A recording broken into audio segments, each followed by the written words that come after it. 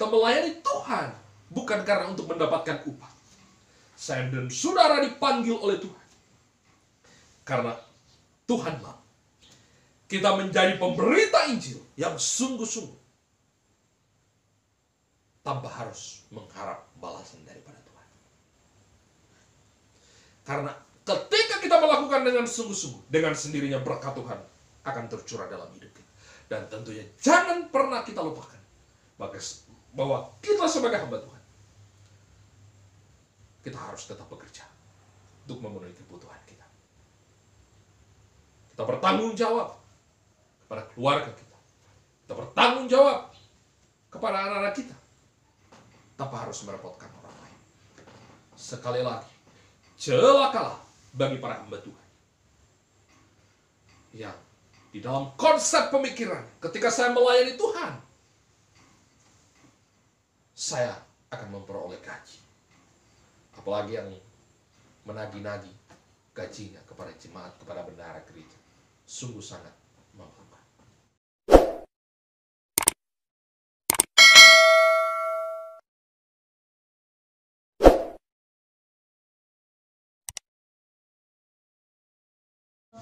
Kita bersyukur pada minggu hari ini kembali kita dipertemukan di dalam kasih Tuhan, dan kita akan merenungkan firman Tuhan yang terambil di dalam 1 Tesalonika pasal yang keempat, ayat yang ke-9 sampai ayat yang ke-12. Firman Tuhan berkata demikian dengan perikop nasihat supaya hidup kudus. Tentang kasih persaudaraan tidak perlu dituliskan kepadamu, karena kamu sendiri telah belajar kasih mengasihi dari Allah. Hal itu kamu lakukan juga terhadap semua saudara di seluruh wilayah Makedonia. Tetapi kami menasihatkan kamu, saudara-saudara, supaya kamu lebih bersungguh-sungguh lagi melakukannya. Dan anggaplah sebagai suatu kehormatan untuk hidup tenang, untuk mengurus persoalan-persoalan sendiri, dan bekerja dengan tangan, seperti yang telah kami pesankan kepadamu.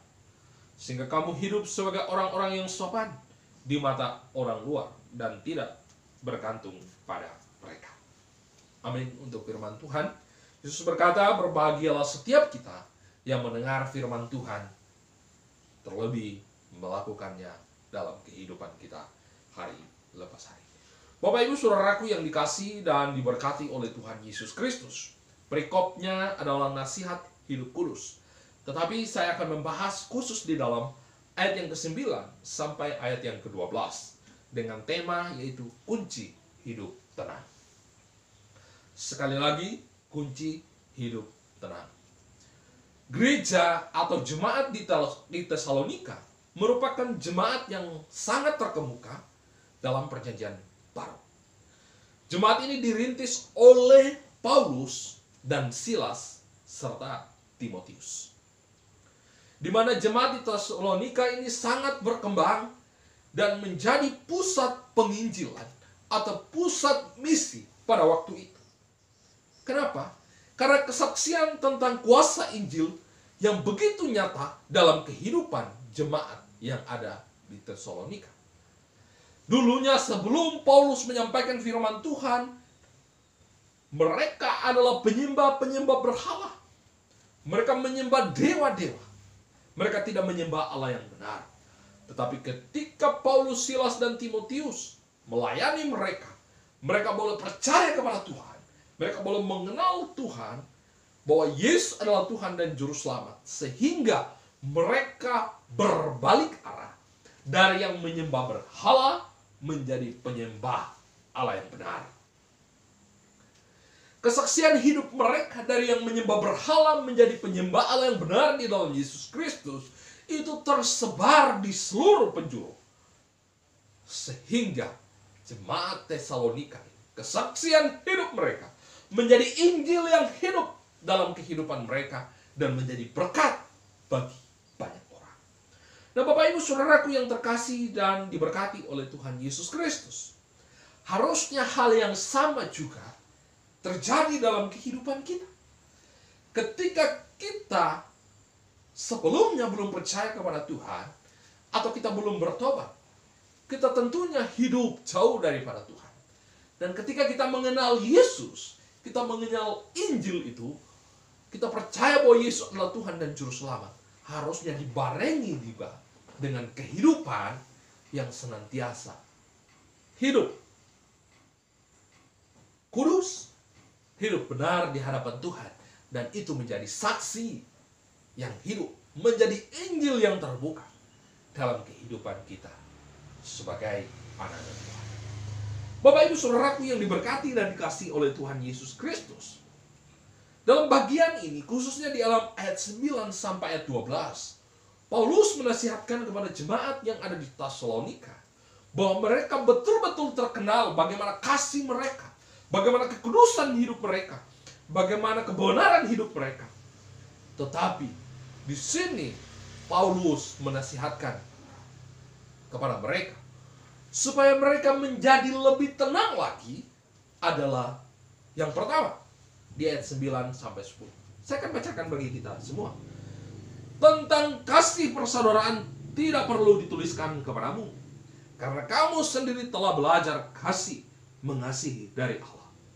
Hal itu kamu lakukan juga terhadap semua saudara di seluruh wilayah Makedonia.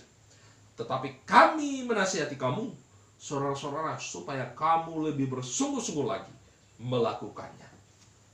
Jadi kunci pertama bagaimana supaya kita hidup tenang adalah lebih sungguh-sungguh mengasihi saudara dan sesama kita. Bapak Ibu Saudaraku yang diberkati dan dikasihi oleh Tuhan Yesus Kristus, bagaimana jemaat Tesalonika begitu mengasihi sesama mereka, begitu mengasihi saudara mereka, bahkan yang ada di luar daerah mereka di wilayah Makedonia. Mereka menunjukkan itu, dan Paulus mengajak kepada mereka supaya mereka lebih bersungguh-sungguh lagi untuk mengasihi sesama mereka. Ketenangan terjadi dalam kehidupan kita ketika di dalam hati kita ada kasih. Di dalam hati kita ada yang namanya cinta kasih yang begitu luar biasa kepada saudara-saudara kita, kepada sesama kita. Sebaliknya, dengan kebencian, dengan iri hati, dengan kedengkian, maka tidak ada damai sejahtera dalam hidup kita. Tetapi dengan kasih yang tulus di dalam hati kita, di mana dibarengi dengan kita merasakan kasih Allah, melalui kita percaya kepada Tuhan, bahwa Yesus Kristus yang adalah Allah itu telah datang ke dalam dunia oleh karena kasih-Nya, oleh karena anugerahnya yang besar bagi setiap kita, sehingga Dia rela mati di atas kayu salib karena Dia mengasihi kita. Kita tidak menjadi binasa oleh karena dosa melalui pengorbanan Tuhan Yesus Kristus. Justru kita diselamatkan bukan karena kuat dan gagah kita, bukan karena hebatnya kita, tetapi semata-mata karena kasih Allah itu. Jemaat di Tesalonika menyadari itu. Mereka telah merasakan kasih yang sungguh luar biasa daripada Tuhan Yesus, sehingga mereka melakukan kasih itu kepada sesama mereka. Bapak Ibu Saudaraku yang dikasihi dan diberkati oleh Tuhan Yesus Kristus, ketika saya dan saudara mau hidup kita tenang, maka pertama-tama kita rasakan kasih Allah dalam hidup kita, bagaimana pengorbanan Tuhan Yesus begitu luar biasa buat kita, dan kita pancarkan kasih itu kepada sesama kita. Kita tinggalkan kebencian, kita tinggalkan iri hati, kita tinggalkan kedengkian. Ketika ada iri hati, kebencian, maka tentunya tidak ada ketenangan di dalam hati kita. Tetapi ketika kasih Allah yang tinggal di dalam hati kita itu kita pancarkan kepada sesama kita, kita pancarkan kepada saudara-saudara kita lewat sikap dan hidup kita, maka ketenangan, kedamaian akan terjadi dalam hidup kita. Itu poin yang pertama yang kita pelajari hari ini. Bagaimana kita bisa hidup tenang, atau kunci hidup tenang itu yang pertama. Kita hidup di dalam kasih Allah dan melakukan kasih itu. Poin yang kedua di ayat 11 sampai 12. Saya akan bacakan bagi kita. Dan anggaplah sebagai suatu kehormatan untuk hidup tenang, untuk mengurus persoalan-persoalan sendiri, dan bekerja dengan tangan, seperti yang telah kami pesankan kepadamu, sehingga kamu hidup sebagai orang-orang yang sopan di mata orang luar, dan tidak bergantung pada mereka. Selain kita merasakan kasih Allah itu, kita telah menikmati kasih Allah dan kita pancarkan kasih Allah itu kepada sesama kita lewat sikap dan hidup kita. Yang kedua, kunci kita hidup tenang adalah jangan mencampuri urusan orang lain. Ya, ketika saya dan saudara mencampuri urusan orang lain yang tanpa diminta, maka tentunya mengakibatkan kita menjadi tidak tenang. Mengakibatkan orang tidak menjadi tenang. Jelas sekali dalam ayat 11 itu dikatakan untuk mengurus persoalan-persoalan sendiri dan bekerja dengan tangan. Artinya, mari kita fokus kepada hidup kita. Kita fokus kepada pekerjaan kita. Kita fokus dengan diri kita. Terkadang orang-orang terlalu sibuk mengurusi kehidupan orang lain. Terlalu sibuk mengoreksi, menghakimi sesamanya. Tetapi lupa untuk mengoreksi diri sendiri. Bapak Ibu Saudaraku yang diberkati dan dikasihi oleh Tuhan Yesus Kristus. Kalau kita mau hidup tenang, maka kita tidak perlu mencampuri urusan-urusan orang lain yang kita tidak ada hubungannya. Kita tidak suka mencari-cari masalah dengan orang lain. Kita tidak mencampuri apa yang tidak menjadi bagian kita. Seperti yang Paulus katakan kepada jemaat di Tesalonika. Bapak Ibu Saudaraku yang terkasih dan diberkati oleh Tuhan Yesus Kristus. Ada banyak percekcokan, pertengkaran, pertikaian disebabkan oleh karena terlalu mencampuri urusan orang lain. Bapak Ibu Saudaraku yang diberkati dan dikasihi oleh Tuhan Yesus Kristus. Ketika saya dan saudara mau hidup tenang, maka jangan campuri urusan orang lain. Jangan mudah menghakimi orang lain. Jangan mudah mengomentari kehidupan orang lain. Tetapi mari kita melihat diri kita. Kemudian kita mengoreksi diri kita. Pasti hidup kita menjadi tenang.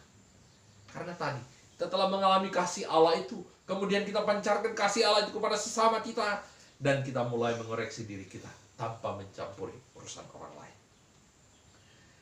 Yang ketiga, di ayat yang sama tadi, khususnya di dalam ayat 11 bagian terakhir dan ayat 12, saya bacakan sekali lagi.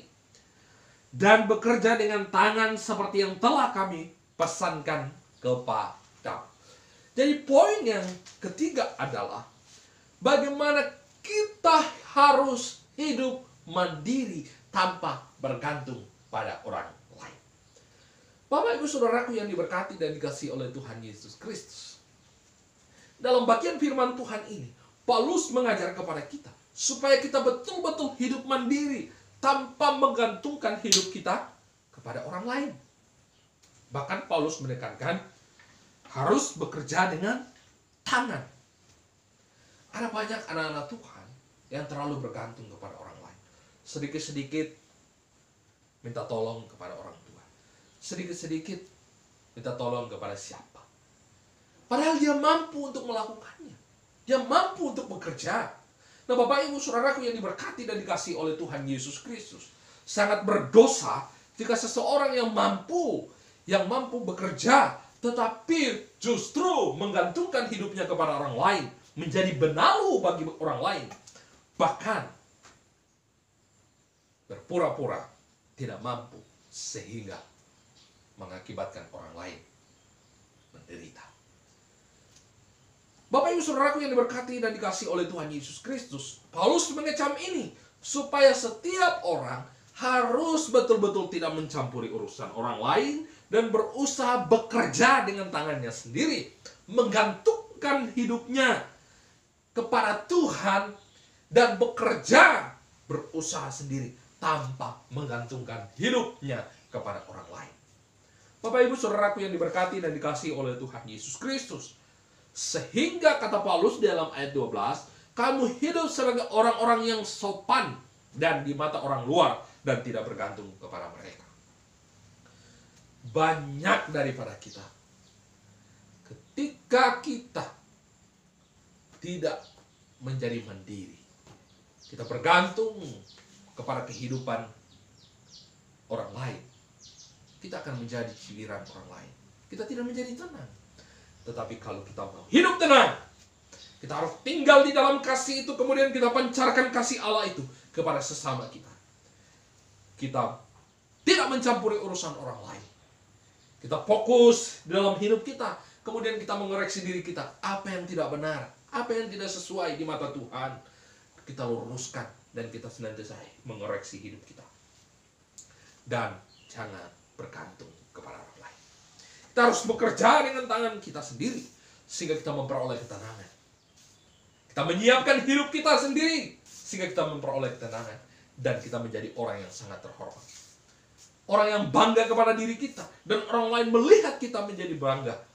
Seperti yang Paulus katakan, orang melihat kita sebagai orang-orang yang sopan. Orang-orang yang punya harga diri. Orang-orang yang bertanggung jawab terhadap diri sendiri tanpa menggantungkan orang lain.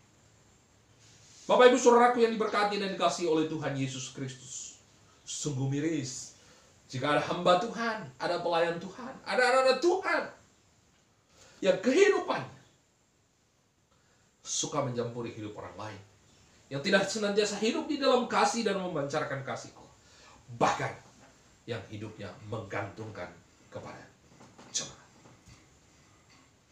Bapak Ibu Saudaraku yang terkasih dan diberkati oleh Tuhan Yesus Kristus, ini teguran bagi kita semua, baik hamba Tuhan maupun jemaat. Terkadang ketika melayani, melupakan esensi dari panggilan pelayanan itu, sehingga memikirkan hal-hal yang lain, menggantungkan hidupnya kepada jemaat, tidak berusaha sendiri, mandiri untuk memenuhi kebutuhannya. Pada akhirnya, jemaat menjadi alat untuk memenuhi kebutuhan.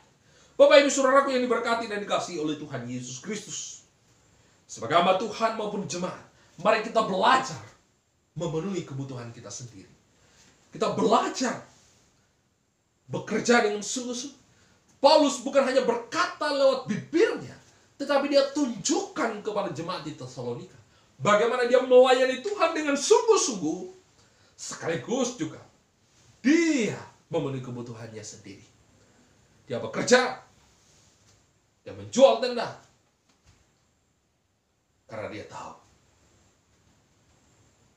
ketika dia bekerja dengan sungguh-sungguh dan dia melayani Tuhan dengan sungguh-sungguh, memenuhi kebutuhannya sendiri, hidupnya akan tenang.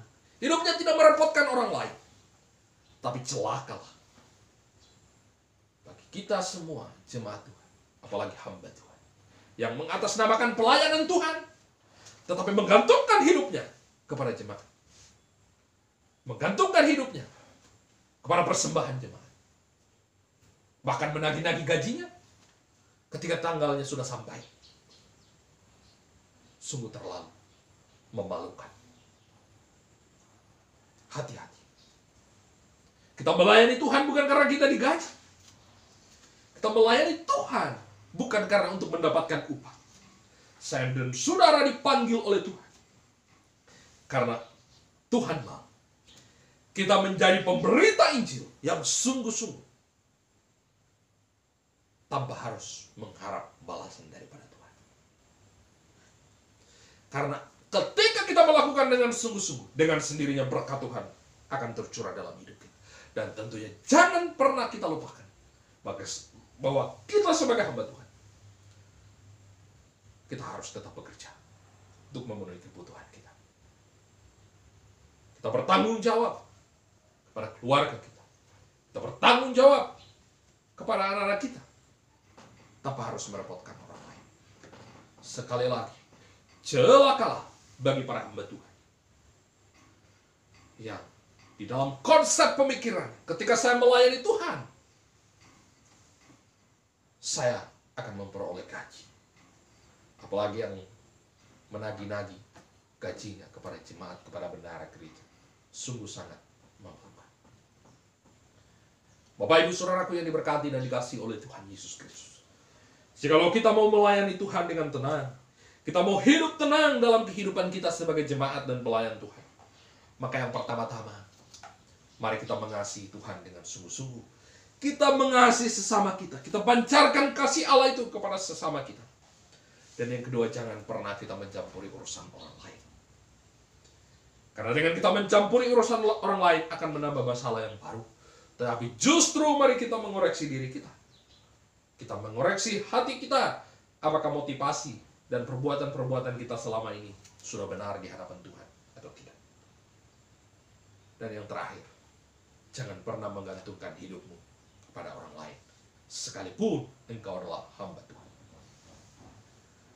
Karena kita akan lebih terhormat jika kita senantiasa hidup mandiri, bertanggung jawab dengan kehidupan kita, tanpa menggantungkan kehidupan kita kepada orang lain. Biarlah firman Tuhan pada pagi hari boleh memberkati kita, menguatkan kita, menjadikan kita sebagai alatnya untuk menjadi alat membagikan kasih Allah, menjadi berkat bagi banyak orang, sehingga kehidupan kita menjadi hidup yang tenang. Biarlah ini boleh menjadi berkat bagi kita semua. Tuhan Yesus memberkati. Amin.